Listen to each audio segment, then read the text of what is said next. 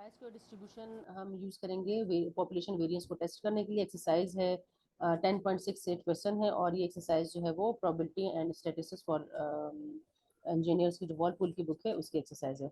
तो 10.68 क्वेश्चन देखते हैं। इसमें क्या कहते हैं कि past experience indicates that the time required for high school seniors to complete a standardized test is a normal random variable with a standard deviation of 6 minutes। ठीक है, 6 दिया हुआ है। Test the hypothesis that sigma is equal to 6 against the alternative hypothesis sigma is less than 6। ठीक है, if a random sample of the test times is 20 high school senior जिन्होंने लिया है, इनके एन का साइज जो है वो 20 ले लिया है। और एस क्या है, स्टैंडर्ड डिविएशन दिया है सैंपल का, वो है 4.51, अल्फा की वैल्यू 0.05 गिवन है। इस क्वेश्चन को सॉल्व करते हैं। अल्फा की वैल्यू 0.05 दी है, तो हम क्लासिकल मेथड से भी देख लेते हैं, अल्फा से भी देख लेते हैं और पी वैल्यू मेथड से भी देख लेते हैं, दोनों मेथड से चेक कर लेते हैं हम इसे। अच्छा, अब यहाँ पर हम सबसे पहले क्या करते हैं, हाइपोथेसिस बनाएंगे। हमारा नल हाइपोथेसिस है कि कि स्टैंडर्ड डिविएशन में दिया है। अच्छा, आप स्टैंडर्ड डिविएशन वेरिएंस दोनों में से जो भी दिया है वो दोनों में से कुछ भी लिख सकते हैं। ठीक है, और दूसरा हमें दिया है ऑल्टरनेट हाइपोथेसिस दिया है कि ये लेस देन 6 है। इसका मतलब ये कि हमारे पास जो टेस्ट होगा वो क्या होगा, वो लेफ्ट टेल टेस्ट बनेगा। इस तरीके से यहाँ पर है, लेफ्ट टेल टेस्ट यहाँ बनेगा, इधर बनेगा। ठीक है, यहाँ पर 0 है वैल्यू, लेफ्ट टेल टेस्ट यहाँ पर बनेगा। अल्फा की वैल्यू इन्होंने क्या दी है, अल्फा है 0.05 दिया है, इनके यहाँ आएगा 0.05। लेकिन मैंने आप लोगों को बताया था कि जब भी काय स्क्वायर डिस्ट्रीब्यूशन में लेफ्ट टेल टेस्ट करते हैं तो उसे क्या करते हैं, अल्फा की वैल्यू रिजेक्शन रीजन कैसे फाइंड आउट करते हैं, हम करते हैं 1 माइनस अल्फा, यानी कि 0.1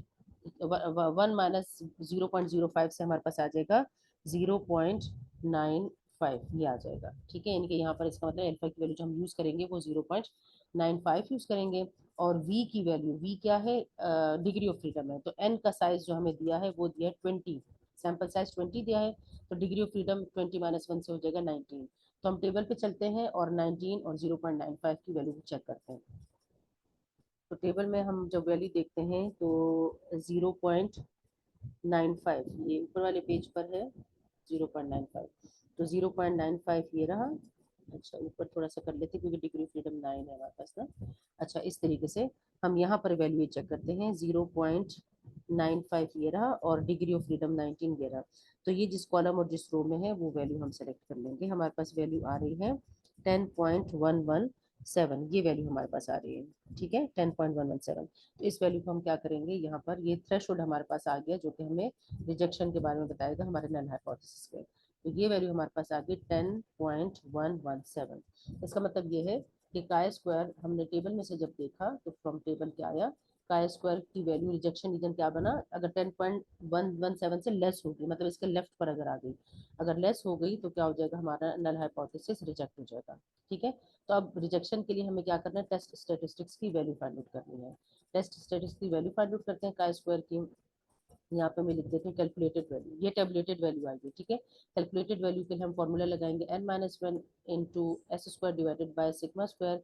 तो n-1 से 19 आ जाएगा 20 - 1 से, और एस स्क्वायर है, एस की वैल्यू क्या दी है, स्टैंडर्ड डिविएशन हमें क्वेश्चन में दिया हुआ था और वो था 4.51। ठीक है, यहाँ पर हम वो भी नोट कर लेते हैं, एस की वैल्यू दी थी 4.51। तो हम यहाँ लिखेंगे 4.51 इसका स्क्वायर, चूंकि स्टैंडर्ड डिविएशन दिया है ना तो स्क्वायर लगाना है, और यहाँ पर भी स्टैंडर्ड डिवीजन दिया है पॉपुलेशन का, तो इस पर भी हम स्क्वायर लगाएंगे। इसे जब हम कैलकुलेट करते हैं तो हमारे पास काय स्क्वायर की जो कैलकुलेटेड वैल्यू है वो आती है 10.74। अब 10.74 जो है वो इसके राइट पर है, मतलब ये जो एक्सेप्टेंस रीजन है यहाँ पर लाई कर रही है ये वैल्यू। ठीक है, तो हम क्या करेंगे, हम कहेंगे कि फेल, हमारा कंक्लूजन क्या होगा, फेल टू रिजेक्ट।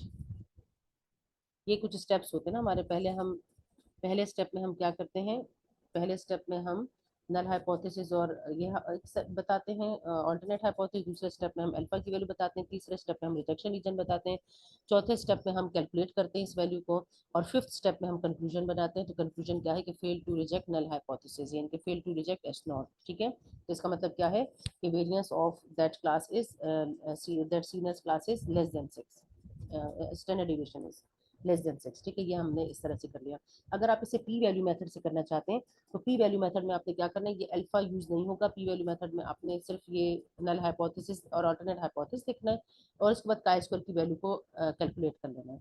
तो नल हाइपोथेसिस और इसको करने के बाद काई स्क्वायर की वैल्यू जो आपने कैलकुलेट की थी वो आई है 10.17, ठीक है। 10.74 आई है, सॉरी 10.74, ये वैल्यू हमारे पास कैलकुलेटेड आई थी 10.74, ठीक है। इस तरीके से हमारे पास आई थी। अच्छा, अब ये जो 10.74 हमारे पास वैल्यू आई है, हम जब इसे पी वैल्यू मेथड से करेंगे तो पी वैल्यू मेथड से हम इसे किस तरीके से करेंगे कि हम इसे यहाँ पर लिखेंगे कि काय स्क्वायर जो है, प्रोबेबिलिटी, हमने प्रोबेबिलिटी फाइंड आउट करनी थी कि chi square is less then 10.74, ठीक है।